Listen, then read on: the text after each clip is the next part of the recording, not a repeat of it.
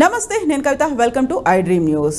Why not 175? Why AP needs Jagan అంటూ CM Jaganmohan Reddy last మినిట్లో ఏమైనా రిస్క్ చేస్తున్నారా? ఎందుకని చివర్లో అభ్యర్థులు మార్చాల్సినటువంటి పరిస్థితి వచ్చింది? అక్కడ గ్రౌండ్ లెవెల్లో వస్తున్నటువంటి ఇన్పుట్స్ లేకుంటే అంతర్గతంగా ఉన్నటువంటి సర్వేలు వీటితో పాటుగా ఇంకా ఏవైనా మార్పు వెనకాల కనిపిస్తున్నాయా కారణాలుగా? వీటి గురించి మనం మాట్లాడుకోబోతున్నాం. ప్రస్తుతం మనతో పాటుగా ఉన్నారు state joint secretary Karumuri Venkatareddy గారు. వెంకటరెడ్డి గారు నమస్కారం అండి. సో లాస్ట్ మినిట్లో మార్పులు అనేవి మీకు తెలుసు, ఎలక్షన్స్ వస్తాయని మీకు తెలుసు, అక్కడ కొంచెం అక్కడ గ్రౌండ్ లెవెల్లో ఒక వ్యతిరేకత ఉందా లేకుంటే అసంతృప్తి ఉందా అనేది, ఎందుకని ఈ టైంలో మార్చాల్సిన అవసరం వచ్చింది? అందులో పర్టికులర్గా ఒక 20 రోజుల ముందుగానే ఎలక్షన్స్ వస్తాయని మీరు భావిస్తున్నప్పుడు అసలు ఒకటి జనరల్గా ఏంటంటే ఒక రాజకీయ పార్టీ 2014 ఎన్నికల్లో మేము రాజకీయ పార్టీ స్టార్ట్ అయినప్పుడు 2014లో సీట్ ఇచ్చిన వాళ్ళకి 2019లో అందరికి అదే సీట్లు ఇచ్చాము. దాంట్లో కొంతమంది వెళ్ళిపోయిన వాళ్ళు ఉన్నారు, కొంతమంది కొత్త వాళ్ళు వచ్చారు. 2014లో మా దగ్గర పోటీ చేసి ఓడిపోయిన వాళ్ళకి కొంతమందికి ఎమ్మెల్సీకి అకామిడేట్ చేస్తామని చెప్పి ఎమ్మెల్యేలుగా వేరే వాళ్ళకి అవకాశం ఇచ్చాం. అప్పుడు పోటీ చేసిన ఎంపీ అభ్యర్థులే 2019 పోటీ చేశారా? 2019లో పోటీ చేసిన తెలుగుదేశం అభ్యర్థులందరూ 2024లో వాళ్ళే పోటీ చేస్తారా? తెలుగుదేశం మనం 170 స్థానాలకు పోటీ చేసింది కదా, ఫస్ట్ టైం నాకు తెలిసి. ఎందుకంటే వాళ్ళు అప్పుడు పొత్తుల్లో వెళ్ళేవాళ్ళు. పోయినసారి 175కు పోటీ చేశారు కదా. 175లో పోటీ చేసిన వాళ్ళకి అదే స్థానాలను మళ్ళీ ఇప్పుడు కంటిన్యూ చేస్తున్నారా? లేదు. 2014లో గంటా శ్రీనివాసరావు భీమిలి ఎమ్మెల్యే, విశాఖ నార్త్కి ఎందుకు పంపించాడు చంద్రబాబు? మా అంతర్జాతీయ మహిళా అధ్యక్షురాలు ఉంది వంగలపూడి అనిత అని, చాలా బాగా ఫేమస్ ఆంధ్రప్రదేశ్లో. ఆమె పాయకరావుపేట నుంచి ఎమ్మెల్యేకి గెలిచింది 2014. కొవ్వూరు ఎందుకు పంపించారు 2019? ఆయన ఉన్నాడు బీరు శాఖ మంత్రి, బీరు ఆరోగ్యానికి మంచిది టానిక్ అని చెప్పాడు. కొవ్వూరు నుంచి జవహర్ అని మంత్రిగా చేశాడు. ఆయన ఎందుకు ఇక్కడికి కృష్ణా జిల్లా తీసుకొని వచ్చారు అతన్ని? అంటే వాళ్ళు చేసే దాన్ని అంటే మార్పులు చేర్పులు ఎక్కడైనా సహజం రాజకీయ పార్టీలో. ఇప్పుడు మేమున్నాం, పోయినసారి రేపల్లి నియోజకవర్గానికి అంతకుముందు కంటెస్ట్ చేస్తా వరుసగా మోపిదేవి వెంకటరమణారావు గారు ఉన్నారు. ఆయన మత్స్యకార సామాజిక వర్గం. ఆయన 2 సార్లు మొన్న ఓడిపోయినా కూడా ఎమ్మెల్సీగా తీసుకొని మంత్రి ఇచ్చాం, మళ్ళీ ఇప్పుడు రాజ్యసభ ఇచ్చాం. ఈసారి జగన్మోహన్ రెడ్డి గారు అక్కడ గౌడ సామాజిక వర్గానికి అవకాశం ఇవ్వాలనుకున్నారు. ఎందుకంటే గుంటూరు జిల్లా, ఉమ్మడి గుంటూరు జిల్లాలో 17 స్థానాలు ఉన్నాయి. మేము లాస్ట్ టైం గౌడ సామాజిక వర్గం అకామిడేట్ చేయలేకపోయాం. యువతల కృష్ణా జిల్లాలో జోగి రమేష్ గారికి చేసాం, బట్ గుంటూరు జిల్లాలో ఒకటి ఇవ్వాలనేది ఆలోచన. అందుకని సామాజిక వర్గాలలో మార్పుల్లో భాగంగా మోపిదేవి వెంకటరమణ గారు కాదని గౌడ సామాజిక వర్గానికి ఇచ్చాం. అంతే తప్ప మోపిదేవి గారు బాగా పనిచేయలేదని ఎవరు చెప్పారు? అక్కడ 2 ఆళ్ళ రామకృష్ణారెడ్డి గారు, అది బీసీ సామాజిక వర్గ సీటు. కానీ మేము పార్టీ పెట్టినప్పుడు ఫస్ట్ మాకు అక్కడ అభ్యర్థిగా ఆళ్ళ రామకృష్ణారెడ్డి గారు ఉన్నారు, 14 ఓట్లతో గెలుచున్నారు. సో రెండోసారి మార్చాలనుకున్నాం 2019లో. బట్ అక్కడ లోకేష్ పోటీ చేస్తున్నాడు. ఆ టైంలో చేస్తున్నప్పుడు సరే సిట్టింగ్కి అవకాశం కల్పిద్దాము అనే ఆలోచనతో ఆ రోజు అప్పుడే చెప్పాము, 5 ఏళ్ల క్రితమే చెప్పామని, ఇది 2024లో బీసీ సామాజిక వర్గానికి ఇక్కడ అవకాశం ఇస్తామని. సో ఇలా మార్పులు చేర్పులు అనేది కంటిన్యూ ఉంటుంది. ఎందుకంటే మేము మంత్రివర్గమే మార్పులు చేర్పులు చేసాం, స్టార్టింగే చెప్పాం. ఇది కూడా చెప్పాం కదా, ఇది కూడా మీకు ఏం చెప్పాం? దాదాపుగా మాకు 1.5-2 సంవత్సరాల క్రితం మా గడప గడప స్టార్ట్ అయినప్పుడే మేము మీకు ఇక్కడ పర్ఫార్మెన్స్ని చూసి మీరు కానీ ప్రజల్లో ఉండాలి, మీరు ఎక్కువ మెజార్టీ తెచ్చుకునేటట్టు ఉండాలి, ఏదో బొటాబొట్ని గెలిచేటట్టు ఉంటే కూడా కాదు, ఎక్కువ మెజార్టీ రావాలి. ఎందుకంటే దాని రేపొద్దున ఎంపీ మీద కూడా ఇంపాక్ట్ చూపిస్తాయి కాబట్టి. ఎందుకంటే మనకి ఎంపీ ఎమ్మెల్యే ఎలక్షన్ ఒకేసారి వస్తాయి ఆంధ్రప్రదేశ్లో, తెలంగాణలో లాగా కాదు కాబట్టి. సో ఇప్పుడు ఇక్కడ మెజారిటీ అనేది రేపొద్దున ఎంపీ సీటుకి కూడా దాన్ని చూపిస్తుంది కదా. ఇక్కడ మెజారిటీ తగ్గితే ఎంపీ సీట్కి ఇబ్బంది కదా. సో అందుకని మేము ముందే చెప్పిన దాంట్లో భాగంగా గడప గడపలో దాదాపు 7-8 సార్లు ముఖ్యమంత్రి గారే స్వయంగా రివ్యూ వాళ్ళందరినీ పిలిచి మాట్లాడి, అన్న ఇప్పుడు నేను ఇక్కడ అవకాశం ఇవ్వలేను, ఇంకో చోట రేపొద్దున అకామిడేట్ చేస్తున్నాను, ఇదిగో మీకు ఇప్పుడు ఉంది చిలకలూరుపేట నుంచి రజనీ గారిని గుంటూరు 2కు పంపించారు. సో మేరుగు నాగార్జున గారిని సంతనూతలపాడు, లేదంటే ఆదిమలపు సురేష్ గారు మొట్టమొదటి మా సంతనూతలపాడు ఎమ్మెల్యే 2014లో. 2019లో మా పార్టీ నుంచి ఎర్రగొండపాలెం పంపించారు, అక్కడ గెలిచి వచ్చారు. కొండేపు పంపిస్తున్నాం. ఇప్పుడు ఎందుకు కొండేపు? మేము 2 సార్లు ఓడిపోయిన సీటు, ఇప్పుడు ఖచ్చితంగా గెలవాలి. మన 175లో అన్ని సీట్లు మాకు ఇంపార్టెంటే కదా. దాన్ని రిస్క్ అంటే ఎట్లా? సరే మేము రిస్క్ చేస్తున్నామని అపోజిషన్ అనుకుందనుకో, వాళ్ళకే హ్యాపీ కదా. అపోజిషనాలు సంబరపడాలి తప్ప ఇప్పుడు మా ప్రత్యర్థులు మేము పన్నేటటువంటి వ్యూహాలను, మేము తీసుకునేటటువంటి నిర్ణయాలను, లేదంటే మేము అనుసరిస్తున్నటువంటి విధానాలను వ్యతిరేకిస్తున్నారు అని అంటే మా పార్టీ విధానాలను అంటే మేము బలంగా ఉన్నట్టు వాళ్ళకి ఇబ్బంది అవుతున్నట్టే కదా దానికి అర్థం. ఇది ప్రభుత్వం తీసుకునే నిర్ణయాలు కాదు కదా. ప్రభుత్వం తీసుకునే నిర్ణయాలు ప్రతిపక్షాలు క్వశ్చన్ చేసిందంటే దానికి ఒక అర్థం. మా పార్టీలో ఎవరికి సీట్ ఇవ్వాలి, మేము ఇక్కడ ఎవరికో మారిస్తే తెలుగుదేశానికి ఎందుకు క్వశ్చన్ చేస్తుంది, జనసేనలు ఎందుకు క్వశ్చన్ చేస్తున్నారు? బట్ ఇక్కడ వైఎస్ఆర్సీపీ నుంచి అలాంటి క్వశ్చన్స్ ఏం రావట్లేదా? ఎవరో ఒకటి ఇద్దరి దగ్గర ఉంటాయి మేడం, ఎందుకు ఇప్పుడు ఒక ఇంట్లో అన్నదమ్ములు అన్నాకే ఈరోజు బాగుండొచ్చు, రేపొద్దున గొడవచ్చు, ఎల్లుండి మళ్ళీ కలవచ్చు, లేదా శాశ్వతంగా కూడా విడిపోవచ్చు. తల్లిదండ్రులు కూర్చోబెట్టి సర్దితే కొన్ని సెటిల్ అవుతాయి, కొన్ని అవన విషయాలు కూడా ఉంటాయి. అలా అన్నప్పుడు ఇది ఒక పార్టీ, ఇది కోట్లాది మంది కార్యకర్తలు ఉన్నటువంటి పార్టీ, 151 సీట్లతో అధికారంలోకి వచ్చిన పార్టీ. నేను మళ్ళీ ఇక్కడ మేము అధికారంలోకి వస్తాం కాబట్టి అక్కడ మనకి ఎమ్మెల్యే సీట్ ఇస్తే మళ్ళీ ఎమ్మెల్యేగా మళ్ళీ రావచ్చని ఆశావాహులు ఎక్కువ మంది ఆలోచించేటటువంటి దాంట్లో మాకు 175 సీట్లలో దాదాపు 1000 మంది అభ్యర్థులు ఉన్నారు. ఈరోజు వేల కాంపిటీషన్, ఒక్కొక్క నియోజకవర్గాల్లో 3, 4, 10 మంది కూడా కాంపిటీషన్ ఉన్నారు. అలాంటప్పుడు అందరిని అకామిడేట్ చేయలేం కదా. ఈ రాష్ట్రంలో ఉన్న 175 మందికి అకామిడేట్ చేయగలం. దాంట్లో ఇప్పుడు మీరు ట్రై చేయొచ్చు, నేను ట్రై చేయొచ్చు, ఇంకోళ్ళు ట్రై చేయొచ్చు, రకరకాలుగా ఉంటే అందరికీ రాదు కదా. రానప్పుడు కొంతమంది ఏం చేస్తారు, అవతల పార్టీ వాళ్ళు మేము ఇస్తాం రమ్మన్నారు అనుకోండి, మా పార్టీని తిట్టి బయటికి వెళ్ళిపోతారు. లేదు అక్కడ కూడా అవకాశం లేదనుకోండి, కొంతమంది ఉండొచ్చు, లేదు కొంతమంది లేదు పార్టీని నమ్ముకొని ఉంటే లైఫ్ ఉంటుంది, మళ్ళీ ఎమ్మెల్సీ కానీ అవకాశం రావచ్చు. ఎగ్జాంపుల్ మోపిదేవి వెంకటరమణారావు గారు మంత్రి ఇచ్చారు ఎమ్మెల్సీ తీసుకొని, పిల్లి సుభాష్ చంద్రబోస్ గారు ఓడిపోయినా కూడా ఎమ్మెల్సీ ఇచ్చి మంత్రి ఇచ్చారు, మళ్ళీ రాజ్యసభకు కూడా పంపించారు. అనేక మంది ఓడిపోయిన వాళ్ళకు కూడా ఎంపీగా ఓడిపోయినటువంటి దువ్వాడ శ్రీనివాసరావు గారికి ఎమ్మెల్సీ ఇచ్చారు. భరత్ గారికి అయితే ఆల్రెడీ ఎమ్మెల్సీ ఇచ్చి రేపొద్దున గెలిస్తే మంత్రి కూడా కుప్పం నియోజకవర్గం నుంచి ఏదైతే ఎమ్మెల్సీగా మా భరత్ గారిని. ఇలా జగన్మోహన్ రెడ్డి గారు ఖచ్చితంగా చెప్పినటువంటిది నెరవేరుస్తారు ప్రామిస్. సో మనం ఉంటే మనకు లైఫ్ ఉంటుంది అనుకున్న వాళ్ళు ఉంటారు. లేదు నాకు అక్కడ ఎమ్మెల్యే సీటే కావాలి, ఈ పార్టీ కాదు ఇంకో పార్టీలో అయినా పోటీ చేస్తా, ఏదో తెలుగుదేశం కాబట్టి జనసేనకు పోతా, లేకపోతే కాంగ్రెస్ పార్టీలో 170 సీట్లు ఖాళీగా ఉన్నాయి కాబట్టి ఆడకపోతా, బీజేపీలో కాంపిటీషన్ లేదు కాబట్టి అక్కడికి పోతా అనుకునే వాళ్ళు పోవచ్చు, దాంట్లో ఏముంది. ఇప్పుడు పోయేవాడిని మనం వద్దని చెప్పగలం తప్ప పట్టుకొని లాక్కి వద్దు వద్దు అనేది మనం అనలేం కదా. ఇప్పుడు మనం వెళ్ళే వాళ్ళకి చెబుతాం, 23 మంది పోయారు బాబు మా దగ్గర నుంచి, పోతే వాళ్ళ పరిస్థితి ఏమైంది, ఒక్కడే గెలిచాడు, 22 మంది ఏడున్నారు అడ్రస్ లేరు, మీ గతి కూడా అంతే తెలుగుదేశంలోకి పోతే, లేదు ఇంకో పార్టీలోకి పోతే అని చెబుతాం. లేదు పోతా అన్నారు అనుకోండి, వెళ్ళండి అని చెబుతాం.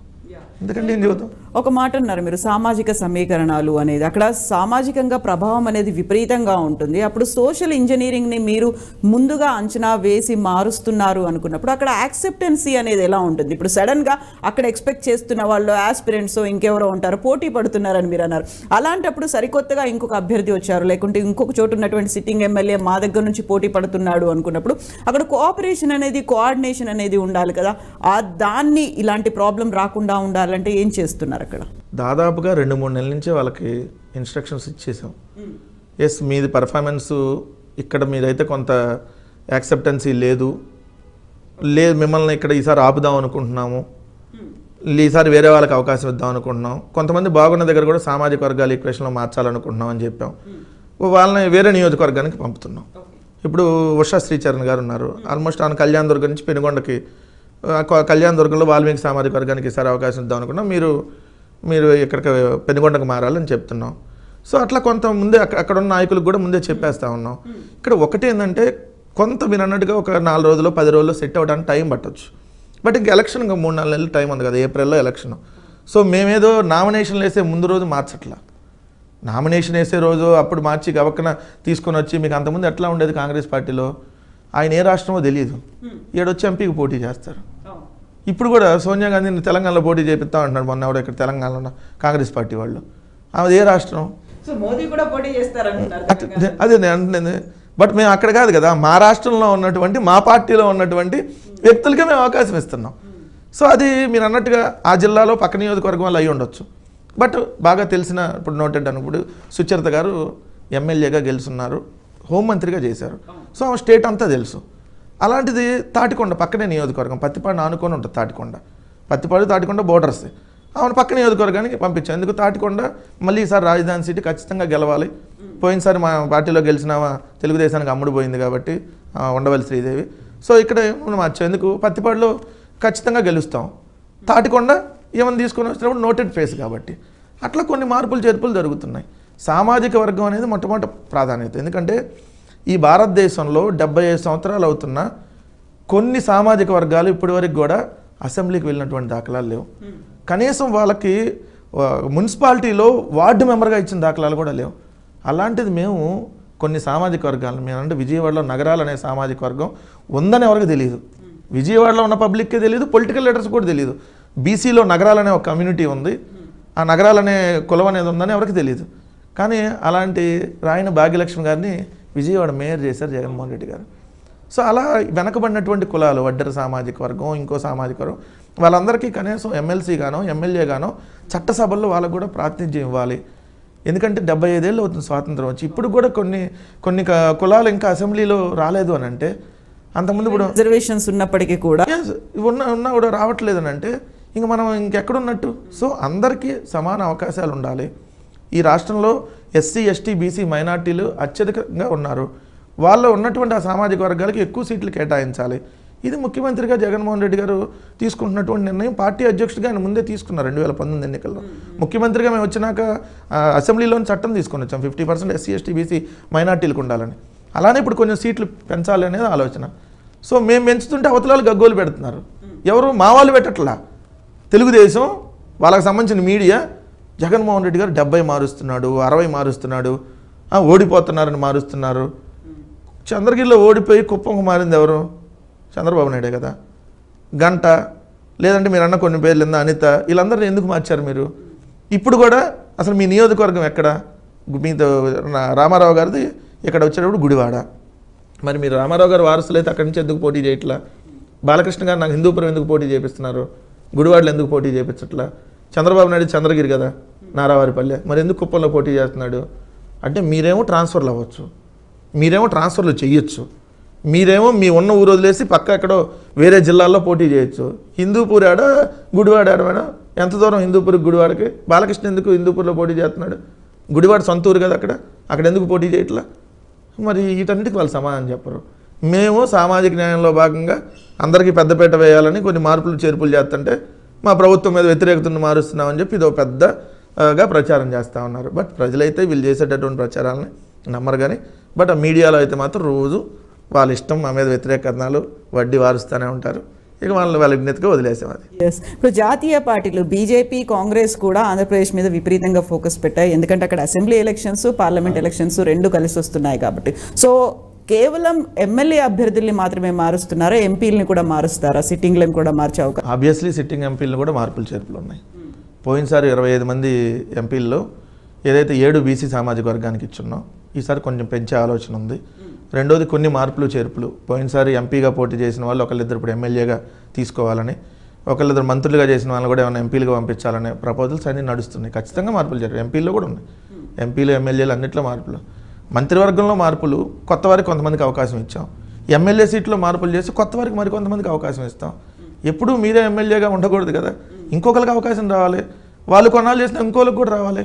అందరికి వస్తేనే కదా పార్టీ అన్నాక అందరికీ రావాలి. ఒకరోజు లేటుగా రావచ్చు, బట్ అందరికీ ప్రయారిటీ రావాలి. అందరికీ పార్టీని నమ్ముకున్న వాళ్ళందరికీ న్యాయం చేయాలి. ఒకళ్ళే 20 సంవత్సరాలు ఎంపీగా ఉండాలని ఏముంది? ఒక 5 ఏళ్ళు 10 ఏళ్ళు వాళ్ళు ఉన్నా ఇంకో 5 ఏళ్ళు ఇంకొకరికి అవకాశం ఇవ్వచ్చు. సో అలా మార్పుల చేర్పుల్లో భాగంగా జరుగుతుంది. సో మేమైతే ప్లాన్డ్గా ఉన్నాం. మా టార్గెట్, మేము పెట్టుకున్న టార్గెట్ చాలా పెద్ద టార్గెట్.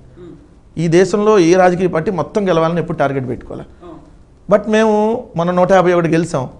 దానికంటే ఒక సీట్ అయినా ఎక్కువ రావాలి, మొత్తం గెలవాలనే టార్గెట్ పెట్టుకున్నాం. 170, 175, 174 ఎక్కడో చోట ఉంటాం కదా. సో మేము మొత్తం గెలవాలని టార్గెట్ పెట్టుకుని వెళ్తున్నప్పుడు ఖచ్చితంగా మార్పులు చేర్పులు జరుగుతాయి. అలానే కొత్త వారికి అవకాశం వస్తుంది, కొంతమంది యూత్కి అవకాశం వస్తుంది. విడుదల రజనీ గారు చాలా చిన్న వయసులో ఎమ్మెల్యేగా అయ్యారు, మంత్రి అయ్యారు. సో అట్లానే ఇప్పుడు నిన్న భీమవరంలో జగన్మోహన్ రెడ్డి గారు, ఎవరైతే మన భీమవరం ఎమ్మెల్యే గ్రంథి శ్రీనివాస్ గారు 2004లో ఎమ్మెల్యే, అంటే 20 సంవత్సరాల క్రితం ఎమ్మెల్యే. ఆయన వయసు ఇప్పుడు 59, అంటే అప్పుడు 39 ఏళ్ళు. రాజశేఖర రెడ్డి గారు యంగ్ ఏజ్లో ఆయనకు అవకాశం ఇవ్వటం బట్టే కదా 2004లో ఆయన సీట్ వచ్చి ఎమ్మెల్యే అయ్యారు. సో అప్పుడు 20 సంవత్సరాల క్రితం ఆయన 39 ఏళ్ళు. సో అట్లా యూత్కి అవకాశం ఇవ్వాలి. సో అలానే ఇప్పుడు మా దగ్గర పోటీ చేసే వాళ్ళు చాలామంది ఈరోజు యువకులు ఉన్నారు. సో అందరికి అవకాశం రావాలి. యువకులు చాలా పార్టీ కష్టపడిన వాళ్ళు ఉన్నారు. సో దాంట్లో భాగంగా కొన్ని మార్పులు చేర్పులు ఉంటాయి. ఈ మార్పులు చేర్పులతో ఎవరో కొంతమంది అసంతృప్తి వ్యక్తం చేయొచ్చాం, బట్ లాంగ్ రన్ సంతృప్తి పొందుతారు. అది మీరు గుర్తుపెట్టుకుంటే ఈ అలకలో ఇయ్యో చిన్నది ఎవరో ఒకళ్ళిద్దరు వెళ్ళిపోయే వాళ్ళని మనం పట్టించుకోలేం. ఉన్నవాళ్ళు మనం ఫీల్ అవ్వచ్చు. ఎందుకంటే అరే నేను 5 ఏళ్ళు ఇక్కడ ఎమ్మెల్యేగా ఉన్నా కదా, నాకు ఇవ్వకుండా వేరే వాళ్ళకి ఇచ్చారు అని తాత్కాలికంగా అసంతృప్తి చెందవచ్చు. బట్ లాంగ్ రన్లో మళ్ళీ గవర్నమెంట్ వస్తుంది కాబట్టి ఏదో విధంగా మీరు సంతృప్తి చెందేటట్టుగా ఇంకో పదవుల్లో ఉంటారు. సో అది గుర్తుపెట్టుకుంటే మంచిది అనేది నా అభిప్రాయం. సో ఎన్నికల్లో ఇప్పటిదాకా చేసినటువంటి అభివృద్ధి సంక్షేమ కార్యక్రమాలు వీటన్నిటితో పాటుగా నెక్స్ట్ మళ్ళీ మనం ఏం ఆఫర్ చేయబోతున్నాం, ఎలాంటి హామీలు, మేనిఫెస్టోలు ఇవన్నీ ఉంటాయి. అండ్ లేటెస్ట్గా తెలంగాణకి సంబంధించి మహిళలకి ఉచిత బస్ సర్వీస్ అన్న తర్వాత అదే పథకాన్ని చంద్రబాబు నాయుడు కూడా అనౌన్స్ చేయబోతున్నారు, మేనిఫెస్టోలో పెడుతున్నారు అనేది. దీంతో పాటుగా వైఎస్ఆర్సీపీ కూడా గతంలో నవరత్నాల స్కీమ్, ఆ తర్వాత చేసినటువంటి అభివృద్ధి సంక్షేమం ఇప్పుడు అంతకు మించి అనేది ఎక్స్పెక్ట్ చేస్తున్నారు యూజువల్గా అయితే ప్రజలు. అలాంటప్పుడు ఇక్కడ మేనిఫెస్టో అనేది ఎలా ఉంటుంది, వాటికి సంబంధించినటువంటి కసరత్తు ఏం జరుగుతుంది? మేము ఇచ్చే ఉచిత పథకాలు కాదు, వాళ్ళ జీవన ప్రమాణ శైలి మార్చే పథకాలు మేము ఇచ్చాం.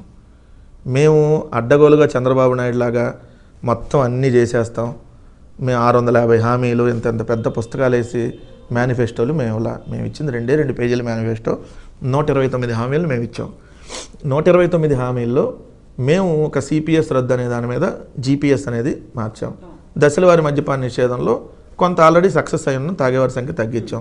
ఇంకా మేజర్గా ఆల్మోస్ట్ అన్ని పథకాలు ప్రజల్లోకి ఆల్రెడీ రీచ్ అయిపోయినటువంటివి.